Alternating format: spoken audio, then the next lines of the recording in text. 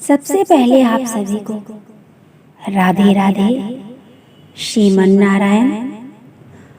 दोस्तों, आप सभी का स्वागत है मेरे चैनल काव्या कजरी पर। सनातन धर्म में अपने पूर्वजों को याद करने के लिए वैदिक अनुष्ठान किए जाते हैं और उनकी आत्मा की शांति के लिए बहुत कम लोग इस कहानी को जानते हैं कि पितृपक्ष में दान क्यों किया जाता है और केवल कर्ण के कारण ही पितृपक्ष को मनाने की परंपरा शुरू हुई।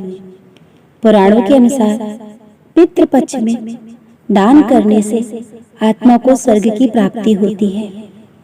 आइए आपको बताते हैं दानवीर कर्ण से जुड़ी कथा के बारे में। दानवीर कर्ण के बारे में सभी जानते हैं कि कर्ण देवी कुंती के सबसे बड़े पुत्र हैं और सूर्य देव के पुत्र हैं। और कर्ण ने अपना वादा पूरा करने के लिए अपना सुरक्षा कवच भी दान कर दिया था।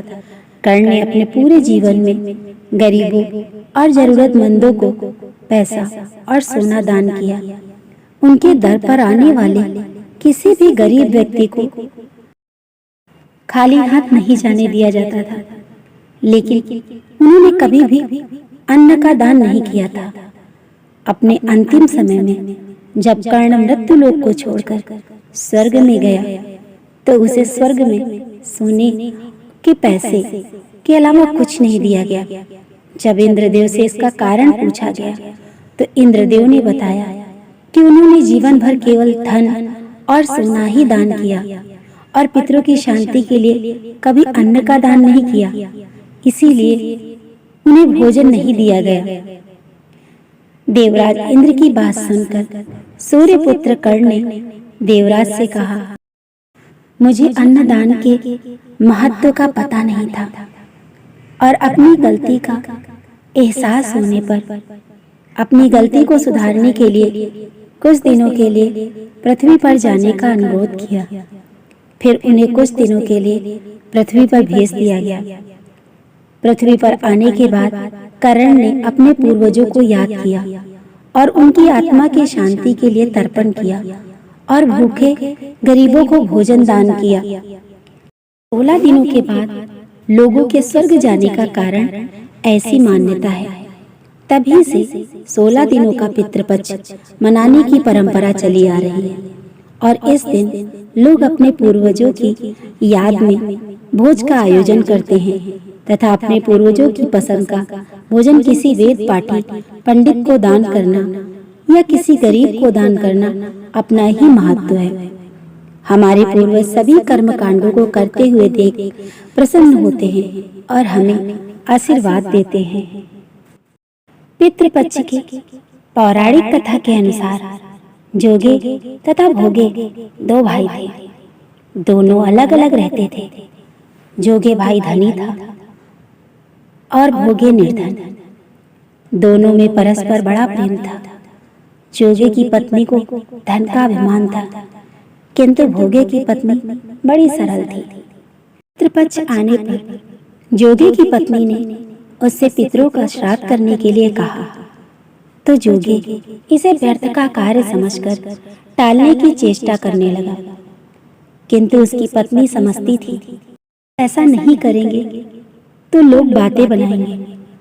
पर उसे अपने मायके वालों को दावत पर बुलाने और अपनी शान दिखाने का उचित अवसर लगा।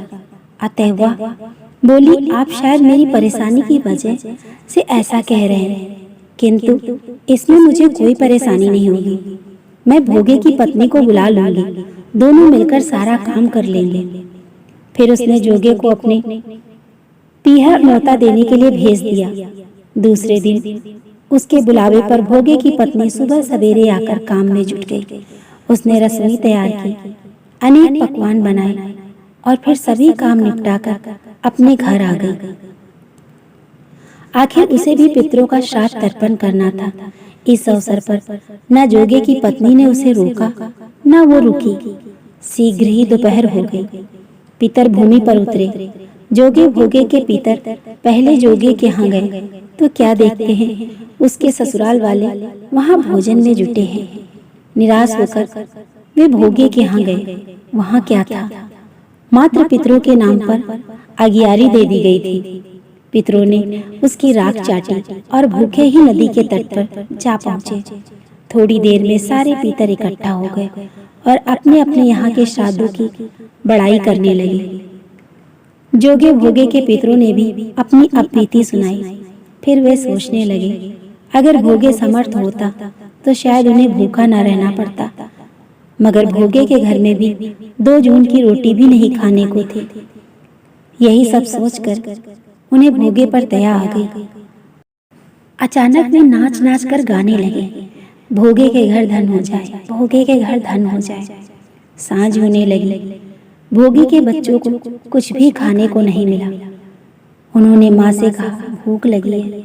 तब उन्हें टालने की गरज से भोगे की पत्नी ने कहा, जाओ, आंगन में औंधी रखी है, उसे जाकर खोल लो और जो कुछ मिले बांट कर खा लेना। बच्चे पहुंचे तो क्या देखते हैं कि होंदी मोहरों से भरी पड़ी है। वे दौड़े दौड़े माँ के पास पहुंचे और उसे सारी बात बताई। आंगन में आकर भोगी की पत्नी ने ये सब कुछ देखा तो वो हैरान रह गई। इस प्रकार भोगी भी धनी हो गया, मगर धन पाकर वह घमंडी नहीं हुआ। दूसरे साल का पितृपक्ष आया। श्राद्ध के दिन भोगी की स्त्री ने 56 प्रकार के व्यंजन बनाए। ब्राह्मणों को बुलाकर श्राद्ध किया, भोजन कराया, दक्षिणा दी। जेठ जेठानी को सोने चांदी के बर्तनों में भोजन कराया। इससे पितर बड़े प्रसन्न और तृप्त हो गए। इन पौराणिक कथाओं से हमें ये सीख मिलती है कि हमें दान पुण्य अवश्य करना चाहिए, चाहे फिर वो सोने चांदी का हो, रुपए पैसे का हो, अन्न का हो। किसी भी जरूरतमंद को अगर हम कुछ दे सके तो जरूर दे। ये तो थी पितृपक्ष की पौराणिक कथाएं। अगर आपको मेरी कथाएं पसंद आती हैं, ऐसे ही और वीडियो देखने के लिए मेरे चैनल को सब्सक्राइब करें, मेरी वीडियो को लाइक करें और हाँ, कमेंट में प्यार से लिखें, राधे राधे।